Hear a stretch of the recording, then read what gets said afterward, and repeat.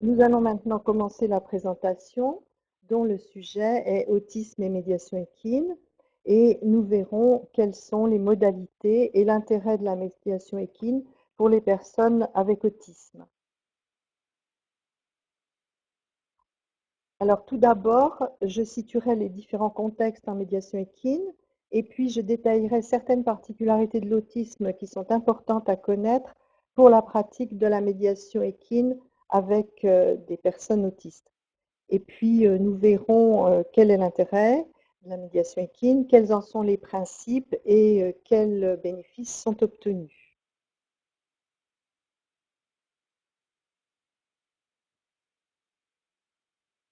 Alors, en médiation équine, différents types d'interventions sont possibles en fonction de l'indication, c'est-à-dire du type de problème ou de handicap présenté par la personne, en fonction des objectifs de la médiation équine et en fonction de la formation de l'intervenant en médiation équine.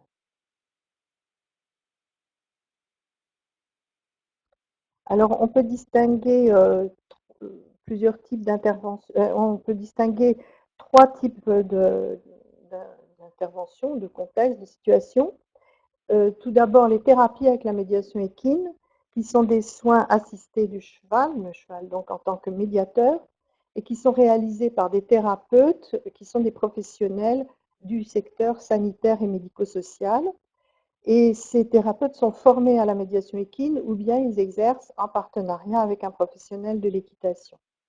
Deuxième situation possible, ce sont les activités avec la médiation équine qui sont réalisées par des professionnels non thérapeutes formés à la médiation équine ou bien qui interviennent en partenariat avec des professionnels de l'équitation. Troisième possibilité, c'est l'équitation adaptée, le handisport, qui sont réalisés par des enseignants de l'équitation formés à la médiation équine et au handicap. Alors, il ne faut pas confondre ces trois choses avec le loisir adapté, qui est une activité équestre pratiquée par des personnes en difficulté ou avec handicap, mais une activité équestre ordinaire, on peut dire, sans objectif thérapeutique ni de médiation. Alors, où situer l'équithérapie, l'hypothérapie, l'équitie et l'équicoaching dans tout cela? Eh bien, le terme équithérapie, il a été, à mon avis, un peu trop largement utilisé, parce que dans le terme équithérapie, il y a quand même le suffixe thérapie. Donc, moi, je situe l'équithérapie dans les thérapies avec la médiation équine et ça doit être réalisé par des professionnels thérapeutes avec, du secteur sanitaire. L'hypothérapie, eh bien, c'est la même chose, elle se situe dans le domaine des thérapies avec la médiation équine, réalisée par des professionnels, des thérapeutes en rééducation fonctionnelle, en neuromotricité.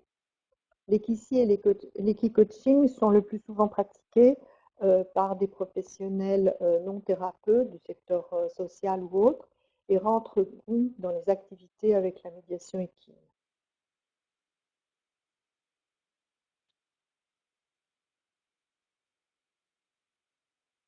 Alors, la médiation équine, c'est une approche complémentaire qui est actuellement en plein essor. Pour les personnes, pour les personnes avec autisme, les équidés, euh, c'est-à-dire les chevaux ou les poneys, les ânes sont plus rarement utilisés dans le contexte de l'autisme. Donc les équidés participent de plus en plus aux soins. Quel est l'intérêt de cette approche? Comment la médiation équine peut-elle améliorer le comportement de la personne autiste? Eh bien, c'est ce que nous allons voir maintenant. Alors, tout d'abord, je voudrais repréciser certaines particularités de l'autisme qui sont importantes à connaître quand on intervient en médiation équine. Tout d'abord, je rappelle que l'autisme est un trouble neurodéveloppemental qui se caractérise par des altérations du développement et du fonctionnement de réseaux neuronaux, c'est-à-dire des réseaux de neurones, des réseaux de cellules cérébrales. Euh, Deuxièmement, on parle maintenant de spectre autistique, de troubles du spectre autistique. En effet, les personnes avec autisme présentent des profils très différents selon l'intensité de leurs difficultés et selon l'association ou non avec d'autres pathologies. Alors si on représente le spectre autistique de façon longitudinale, on a à une extrémité, celle de droite que vous voyez sur l'image, les formes à haut niveau, c'est-à-dire autisme à haut niveau, Asperger, dont on entend beaucoup parler dans les médias, qui se caractérise par des capacités intellectuelles bonnes, voire très bonnes, très supérieures à la normale, et évidemment associées à des troubles de la communication et de la relation sociale. À l'autre extrémité du spectre, on a les formes avec handicap très grave, euh, autisme sévère avec troubles associés, en général neurologiques. Et puis, eh bien, entre les deux, il y a évidemment toutes les formes intermédiaires.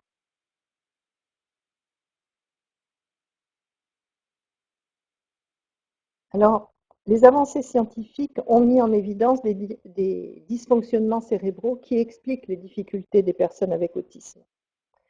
Alors, dans les années 80, le professeur Lelor et son équipe ont mis en évidence des anomalies dans le traitement sensoriel, des informations sensorielles. Ces anomalies, ce sont des difficultés d'intégration et de modulation des informations sensorielles.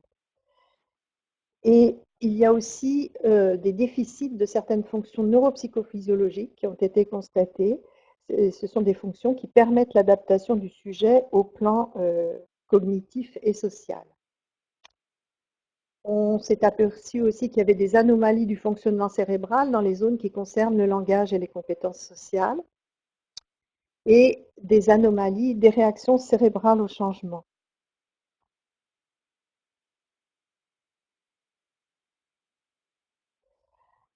Alors tout cela va se traduire par certaines difficultés au niveau de la communication, de la cognition, du comportement, de la sensorialité.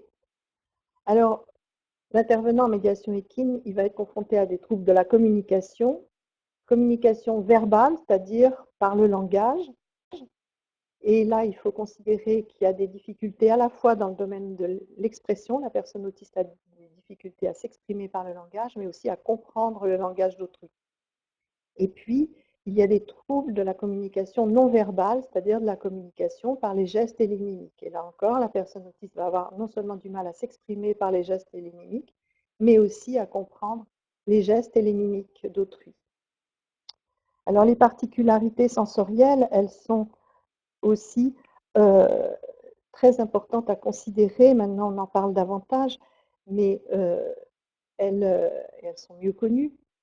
Alors, elles sont de plusieurs ordres. Tout d'abord, une hypo ou une hypersensorialité, ou bien les deux associés. Hyposensorialité, c'est-à-dire peu de réaction aux stimulations sensorielles. Hypersensorialité, c'est-à-dire hyperréactivité aux stimulations sensorielles.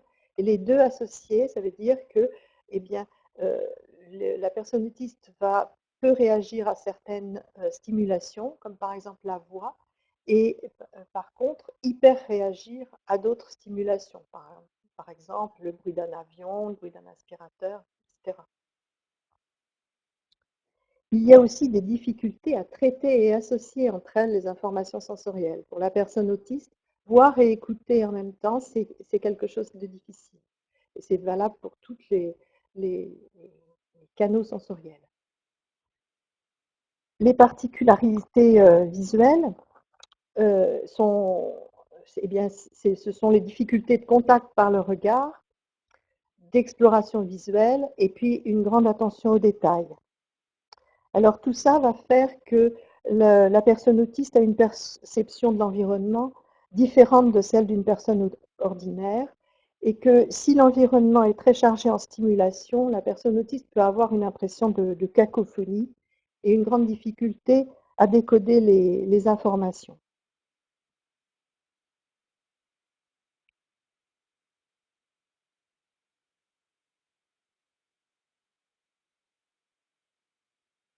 L'intervenant en médiation équine va aussi avoir à gérer des difficultés d'adaptation à l'environnement et d'intolérance au changement. On a vu pourquoi tout à l'heure, du fait des réactions cérébrales euh, différentes, réactions au changement différentes des personnes ordinaires.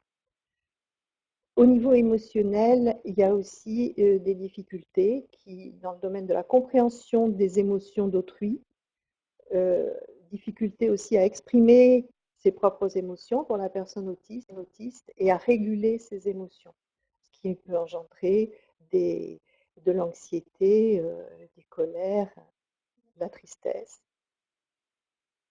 Au niveau moteur, il y a aussi des particularités comme des attitudes posturales bizarres, des, euh, des difficultés à réguler le tonus, à ajuster son tonus, et puis des difficultés de coordination. Et puis enfin, dernière particularité de l'autisme à bien connaître, c'est la variabilité. C'est-à-dire que la personne autiste met en œuvre ses capacités de façon variable en fonction du contexte, en fonction des conditions. Quand les conditions sont bonnes, sont favorables, les capacités peuvent s'exprimer. Dans des conditions moins favorables ou à d'autres moments, pour d'autres raisons, les capacités ne vont pas pouvoir s'extérioriser. Dans ce cas, il ne faut pas considérer que c'est une régression ou que c'est de la mauvaise volonté de la part de la personne, mais il faut comprendre que les conditions ne sont pas favorables et il faut essayer de réajuster les conditions. Il faut aussi considérer que quand des capacités sont émergentes, elles ne s'expriment pas forcément constamment. Elles peuvent exister à un moment donné, puis moins s'extérioriser à d'autres. Alors, où se situe la médiation équine dans le, dans le parcours de soins, dans le parcours de vie de la personne avec autisme? Eh bien, c'est un soin alternatif qui intervient en complément des autres interventions, interventions thérapeutiques, éducatives, scolaires et puis sociales, et aussi parfois universitaires et professionnelles. C'est inclus dans un projet thérapeutique global. Et puis, l'intervenant en médiation équine va avoir à définir un projet personnalisé, individualisé pour la personne autiste, et faire du sur-mesure en fonction des capacités, des difficultés de la personne. Alors, quel est l'intérêt de la médiation équine pour des personnes avec autisme? Eh bien, c'est une activité motivante qui se déroule en milieu ordinaire. Et donc, ça va permettre de favoriser l'inclusion sociale, d'exercer les systèmes d'adaptation, de régulation, de traitement des informations, de favoriser l'échange et la communication, ainsi que l'expression vocale et verbale. Et puis, ça va permettre aussi de faciliter la mise en œuvre des compétences.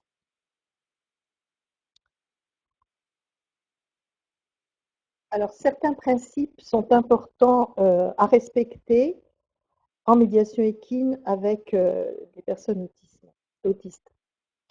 Ces principes sont tout d'abord la tranquillité. On a vu comment la personne autiste était sensible à l'environnement, donc il va falloir que l'environnement soit adapté, calme, facile à décoder, afin de faciliter le traitement des informations. Il va falloir aussi que l'intervenant soit entièrement disponible pour la personne autiste, afin de faciliter la relation, d'instaurer la relation, de l'entretenir et puis aussi de la réguler.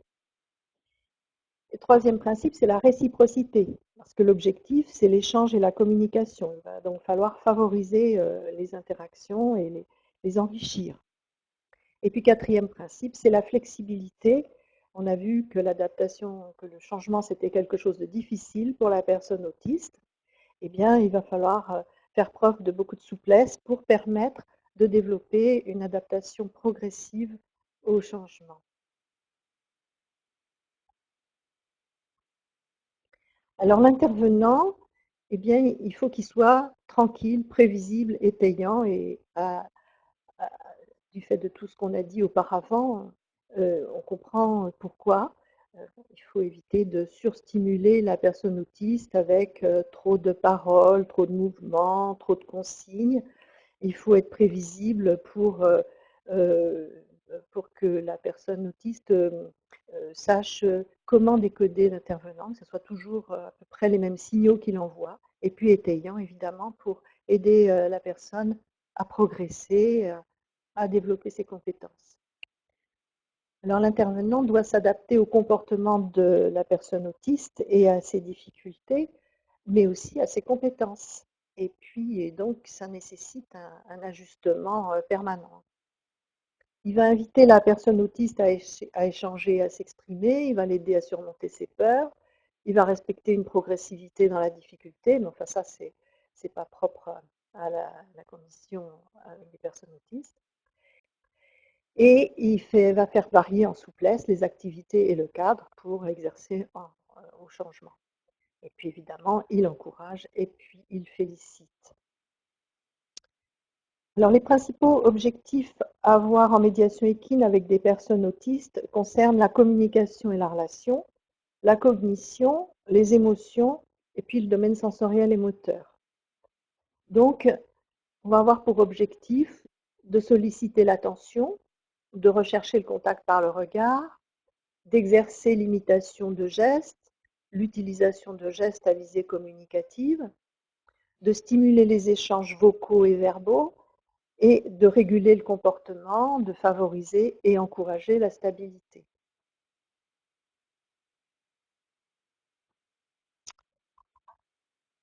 On va aussi encourager les initiatives, aider à planifier, à organiser les actions, à résoudre des problèmes, à mettre en œuvre un moyen pour accéder à un but. Il va falloir aussi faciliter le repérage dans le temps et dans l'espace, développer la conscience du corps, l'adaptation posturale, améliorer la confiance en soi et l'estime de soi, et favoriser le partage des émotions. Et puis aussi entraîner les capacités de tolérance et d'adaptation au changement. Voilà pour les objectifs. Ça fait pas mal de choses à avoir en tête et en projet. Alors les bénéfices, quels sont-ils et à quoi sont-ils dus? Alors, ils sont liés à plusieurs facteurs: l'environnement, le contact et la relation avec le cheval, le mouvement et les effets physiologiques. Et ces bénéfices sont validés par des études scientifiques internationales. Alors j'en ai répertorié un certain nombre dans le livre que j'ai publié en 2017. Alors, l'environnement tout d'abord. On a vu que les personnes autistes étaient très sensibles à l'environnement. On peut dire qu'elles sont environnementaux dépendantes. Et si l'environnement est calme, structuré, avec des repères visuels, eh bien, il va être médiateur de bien-être. Et puis, il va aussi faciliter le comportement adaptatif et les interactions et faciliter la mise en œuvre des compétences.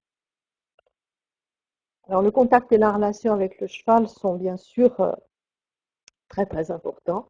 Le cheval ou bien le poney, quand ce sont des enfants, et il est doux, il est agréable à toucher, et puis il est assez facile à décoder pour des personnes autistes. Il a un effet donc il va avoir un effet apaisant et structurant. Il va favoriser le lien affectif et développer l'empathie. Et puis il permet aussi de canaliser la motricité.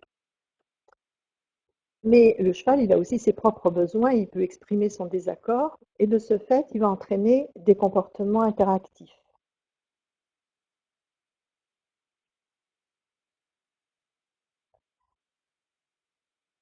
Alors le mouvement, lui, il a un effet sur le cerveau, sur le fonctionnement du cerveau.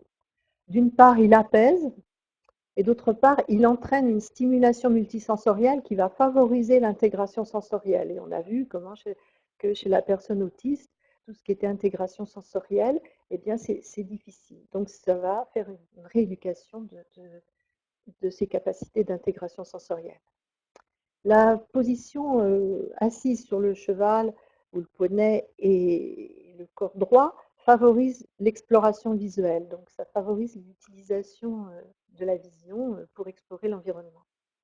Et puis ça favorise aussi l'expression vocale. On constate que sur le cheval, les personnes avec autisme s'expriment beaucoup plus par la voix, par les sons, voire ou par le langage quand ce sont des personnes autistes avec langage. Et puis le mouvement va permettre d'exercer les stratégies adaptatives, ne serait-ce parce qu'il faut sans cesse ajuster, adapter sa posture quand on est à cheval. Et on dit que le pas berce et que le trot stimule. Alors les effets physiologiques sont aussi un facteur important et qui est de mieux en mieux connu. On a, on a mis en évidence une diminution des hormones du stress, des effets cardiovasculaires positifs liés à la détente, et puis on a aussi observé une action sur les neuromédiateurs. Alors qu'est-ce que les neuromédiateurs? Eh bien, ce sont des substances qui interviennent dans la transmission des informations entre les neurones, c'est-à-dire entre les cellules cérébrales. Alors en médiation équine, on s'est intéressé en particulier aux endorphines, à la sérotonine et à l'ocytocine. Alors les endorphines, ben, ce sont c'est notre morphine endogène, la morphine que fabrique notre cerveau, et son activation va entraîner une sensation de bien-être. La sérotonine, l'action sur la sérotonine, elle, va entraîner une régulation de l'humeur et une diminution de l'impulsivité. Et puis l'action sur l'ocytocine, qu'on a aussi appelée hormone de l'attachement, eh bien, on s'est aperçu que chez la personne autiste, elle permet de développer l'empathie et de mieux comprendre les interactions sociales et aussi de diminuer les comportements répétitifs.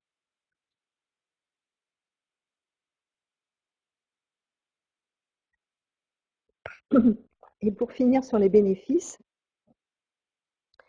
eh bien, la médiation équine permet à la personne autiste de s'épanouir, de prendre plaisir, de s'ouvrir au monde, de suivre un parcours ordinaire, de partager avec autrui, d'observer, de ressentir, de réfléchir, de s'exprimer, de s'autonomiser, de s'affirmer et puis de prendre confiance en soi.